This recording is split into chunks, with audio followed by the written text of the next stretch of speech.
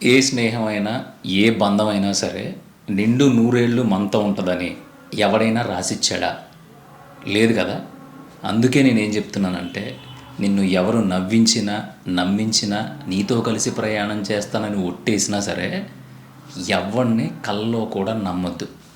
మరి నమ్మకాలు లేకపోతే బతుకులు ఎలా నడుస్తాయంటవా?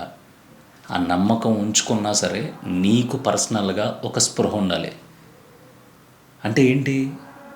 అనుమానించమంటున్నావా? అంటే ఒక కన్నేసి ఉంచమంటున్నావా? ఈ ఎదవ కామెంట్స్ చేయొద్దు.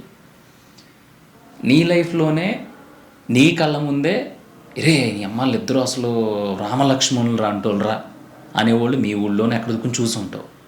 చివరికి ఓ 10 రూపాయల ఆస్తి గురించి కొట్టుకుని విడిపోయి ఎవడి పిల్లన్నాడు తీసుకుని విడిపోయి అసలు నరికేసుకుని దాకా వెళ్ళిపోతూ ఉంటారు. రే వీళ్ళిద్దరూ అసలు బెస్ట్ ఫ్రెండ్స్ రా, అసలు ఒకటి సీక్రెట్ ఒకటి తెలియకుండా ఉండదు, ఎవరికి కష్టం వచ్చినా ఒకరికొకళ్ళు సాయం ఉంటారా అనుకునే ఫ్రెండ్స్ కూడా ఏదో ఒక చిన్న మనస్పర్ధతో ఎవడో వచ్చి మధ్యలో పుల్ల పెడితే ఆడిని ఒకడినొకడు అపార్థం చేసేసుకుని అప్పటికప్పుడు మధ్యలో వచ్చి ఎవడో చెప్పాడు కదా మనం ఎప్పటి నుంచో కలిసి ఉన్నాం కదా అనే స్పృహ సోయ మర్చిపోయి విడిపోతారు. అప్పుడు దాకా హ్యాపీగా ఉన్న ఒక లవ్ లేదంటే ఒక రిలేషన్ వాట్ ఎవర్ ఏదైనా ఒక బంధంలో ఏదో ఒక చిన్న మిస్అండర్స్టాండింగ్ వచ్చో లేదంటే ఒక చిన్న గ్యాప్ వచ్చో ఒక చిన్న అనుమానం వల్ల ఇష్టం వచ్చినట్టు ఊహించేసుకుని విడిపోతూ ఉంటారు. లేదంటే ఒక వైఫ్ అండ్ హస్బెండ్ విషయంలో కూడా కావచ్చు. ఏదో ఒకటి ఏదో మనకి కంఫర్టబుల్గా లేరు, మనకి కంఫర్ట్ మిస్ అవుతుంది అనుకున్నప్పుడు ఒకళ్ళ మీద ఒకళ్ళు చిరాకులు పడ్డాలు, ఒకళ్ళ మీద ఒకళ్ళు మాటలు అనుకోవడాలు, అది అనుకోవటాలు ఇది అనుకోవటాలు చేసి వాళ్ళ మధ్యన కూడా గ్యాప్ క్రియేట్ అయిపోద్ది. సో ఒక 2,00,000 రూపాయలు ఎవరి దగ్గర నువ్వు అప్పు చేసి 2 రూపాయల వడ్డీకి మళ్ళీ తిరిగి ఇచ్చేస్తానని ఒక బాండ్ పేపర్ రాసిస్తావు కదా, దానికి ఉన్నంత విలువ కూడా మన బతుకుల్లో ఉండే బంధాల మధ్య ఈ రోజుల్లో లేదు. దీన్ని ఓవర్కమ్ చేయాలంటే అంటే ఈ ఉచ్చులో చిక్కుకోకూడదంటే ఈ కర్మల్లో పడకూడదంటే మనకి స్పృహ ఉండాలి. ఎల్లకాలం వీడు నా మనిషి, ఎల్లకాలం వీళ్ళు నా మనుషులు అనేది ఎప్పుడైతే నువ్వు పెట్టుకున్నావో అప్పుడు నువ్వు ఫెయిల్ అయిపోవడం మొదలుపెట్టేసినట్టే. అంటే ఫెయిల్యూర్ స్టార్ట్ అయిపోయింది, అది బద్దలవడానికి కొంచెం టైం పడుద్ది. కొంచెం టైం, చాలా కొంచెం టైం. తర్వాత నువ్వు ఆ కొంచెం టైం దగ్గర పడిపోయి నువ్వు అనుకున్న నమ్మకం బద్దలైపోయిన తర్వాత నువ్వు బుర్ర బద్దలు కొట్టుకుని ఏడ్చినా సరే ఏది కూడా నీకు నచ్చినట్టు జరగదు. అందుకే ఎవరు నిన్ను నమ్మించినా, ఎవరు నిన్ను కవ్వించినా, ఎవరు నీతో కలిపి ప్రయాణం చేస్తానని చెప్పినా సరే ఇక్కడ ఏది గ్యారంటీ కాదు. నువ్వేంటి అనేది నీకు తెలుసు, నువ్వు ఎలా ఉంటే బాగుంటావు నీకు తెలుసు, నువ్వు ఏం చేస్తే కరెక్ట్గా ఉంటావు నీకు తెలుసు. సో ఎప్పుడైనా సరే ఒక్కటి బాగా గుర్తుపెట్టుకో. చాలామంది అంటారు కదా చచ్చిపోయిన తర్వాత నీ శరీరమే నీతో రాదని. అదంతా పక్కన పెట్టేస్తే చచ్చే వరకు చివరి ఊపిరి బయటికి వెళ్ళిపోయి ఇంకా కళ్ళల్లో ప్రాణం పోయే వరకు నీతో నువ్వు మాత్రం ఖచ్చితంగా ఉంటావు. ఇంక పోయిన తర్వాత పూడుస్తారా వదిలేస్తారా లేదంటే జీహెచ్ఎంసీ ఒకటి తీసుకుపోతాడా తర్వాత సంగతి ఏమో ఎవడో తెలిసినప్పటికి మనకు ఆత్మ అనేది ఒకటి ఉంటుందా, అదంతా చూస్తుందా, ఇదంతా ఎవరికి తెలియదు కదా. కానీ చివరి ఆఖరి ఊపిరి వెళ్ళిపోయే వరకు నీలో ఉండే ప్రతి చిన్న అణువు, ప్రతి చిన్న బలం, మొత్తం శక్తిని కూడ తీసుకుని నీ శరీరాన్ని నిలబెట్టడానికి ప్రయత్నించేది నీలో ఉన్న నువ్వు మాత్రమే. నేను చాలా సింపుల్గా చెప్తున్నా, ఇదేం వేదాంతం కాదు ఇంకోటి కాదు. నేను ఎందుకు చెప్తున్నానంటే ఎవరిని చూసినా ఒక బ్రేకప్ ఉంటుంది. బ్రేకప్ అంటే అందరూ ఏమనుకుంటారంటే ఓహో లవ్లో ఇదైందంట లేదంటే బ్రేకప్ అయిందంట, బ్రేకప్ చెప్పుకున్నారంటే ఇది కాదు. ప్రతి బంధంలోనే బ్రేకప్ ఉంటుంది. ఫ్రెండ్షిప్లో ఉంటుంది, అమ్మా నాన్నల మధ్యలో ఉంటుంది, అంటే ఆ పిల్లలు తల్లిదండ్రుల మధ్యలో ఉంటుంది, ఇద్దరు ఫ్రెండ్స్ మధ్యలో ఉంటుంది, లేదంటే ఇంటి పక్క వాళ్ళతో వాట్ ఎవర్ ఎనీ రిలేషన్. ఒక మంచి కాన్వర్జేషన్ బిల్డ్ అయ్యి ఒక మంచి రాకపోకలు బిల్డ్ అయిన ఏదైనా సరే మంచి రిలేషనే. అవన్నీ కూడా ఏదో ఒక రోజు బ్రేక్ అవుతాయి, 100% బ్రేక్ అవుతాయి. నువ్వు చెప్పు, నీకే స్ట్రైట్గా అడుగుతున్నా. నువ్వు చూసిన వాళ్ళలో నేను పుట్టినప్పటి నుంచి నాకు ఊహ తెలిసినప్పటి నుంచి వాళ్ళిద్దరూ ఇప్పుడు దాకా ఏదైతే కమిట్మెంట్తో ఉన్నారో అదే కమిట్మెంట్తో ఉన్నారో అని చెప్పు. ఉండరు. మేబీ ఉన్నా కూడా తప్పక ఉండుంటారు, బాగోదని ఉండుంటారు. లేకపోతే ఉండి కూడా ఒకటి మీద ఒకటి రాజకీయాలు చేసుకుంటూ ఉంటారు, ఆడ మగ ఇద్దరికి కూడా. సో మరి ఏం చేద్దాం అంటే మనల్ని మనం బిల్డ్ చేసుకుందాం. డిపెండెన్సీ పెట్టుకోవద్దు. మనకి ఏం కావాలో మనకు తెలుసు కదా. ఆ కావాల్సిన దాంట్లో మనకు ఓపుకున్నంతలో మనం ఎంతవరకు చేసుకోవాలో అంతవరకు చేసుకుందాం. బాబు వీళ్ళు లేకపోతే ఎలా పరిస్థితి, బాబు ఇప్పుడు వీళ్ళు ఇక్కడ మనకి రాకపోతే ఏంటి పరిస్థితి, అసలు వాళ్ళు లేకపోవడం అనేదాన్ని నేను ఊహించుకోలేకపోతున్నాను. ఇలాంటి అసలు మైండ్లోకి రానివ్వకు.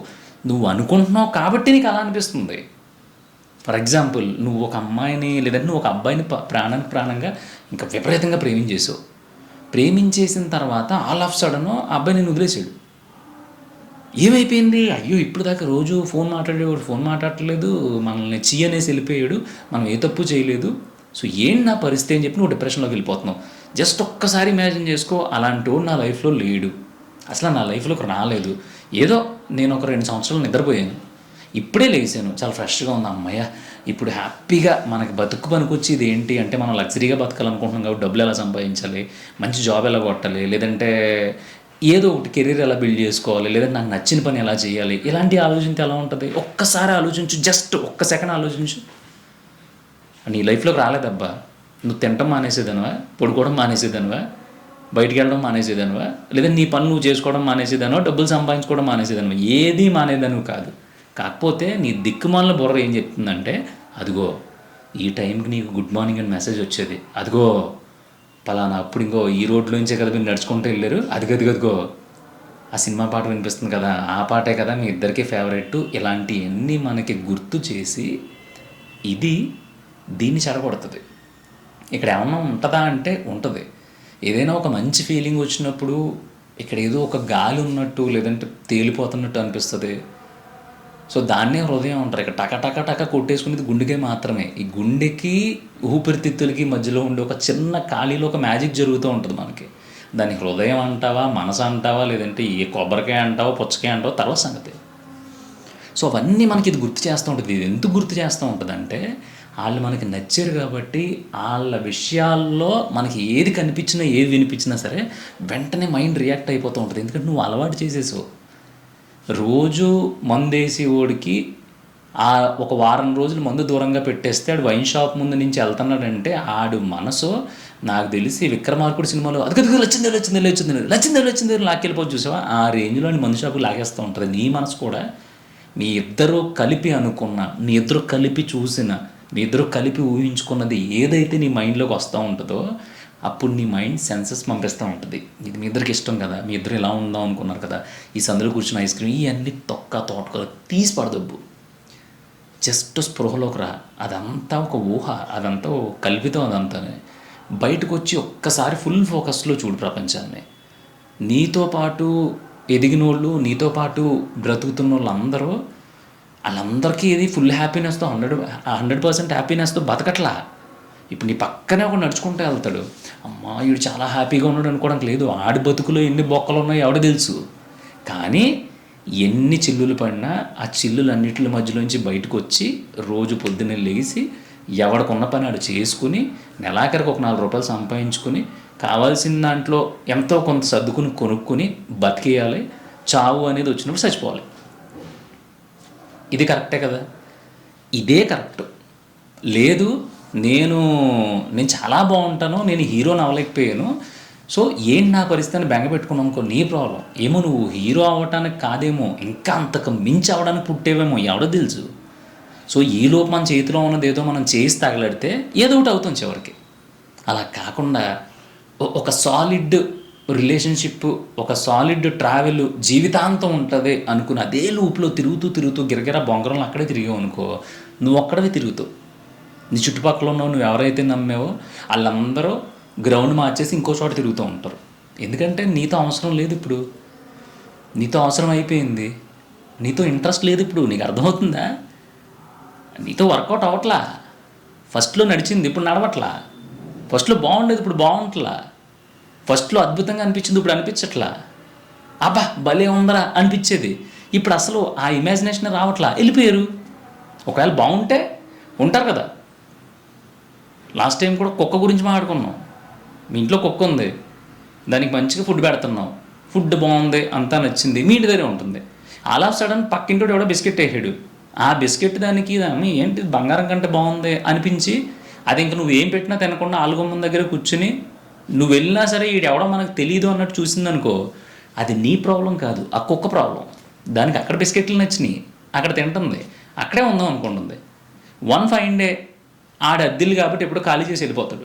ఖాళీ చేసి వెళ్ళిపోయిన తర్వాత కుక్క బుద్ధి పోనిచ్చుకోదు కాబట్టి మళ్ళీ పాత నువ్వు పెట్టిన పెరుగన్నం లేదంటే నువ్వు పెట్టిన సాంబార్ అన్నం గుర్తొచ్చి ఈ అమ్మాయి ఏదోలే మన బతికింతేలే జాగ్రత్తగా వెళ్ళి తోక ఊపితే పని అయిపోద్దని మళ్ళీ ఒకసారి తోక ఊపుకుంటూ వస్తుంది. ఎందుకు వస్తుంది అంటే నువ్వు గుర్తొచ్చి కాదు, అక్కడ ఏ దిక్కు లేక ఈ బతుకిదేలే అనుకుని నిన్ను ఒక ఆప్షన్గా పెట్టుకుని వస్తుంది. సో నువ్వు ఒక ఆప్షన్ అవుతావా? అవ్వకూడదు. ఎందుకు అవ్వాలి అంటే వాళ్ళకి నడిచినప్పుడు వాళ్ళు ఇష్టం వచ్చినట్టు తిరుగుతారు, వాళ్ళకి నడవలేనప్పుడు తోక ఊపుకుంటా మన దగ్గరికి వస్తారు. మనకు ఒక వాల్యూ ఉంటుంది కదా.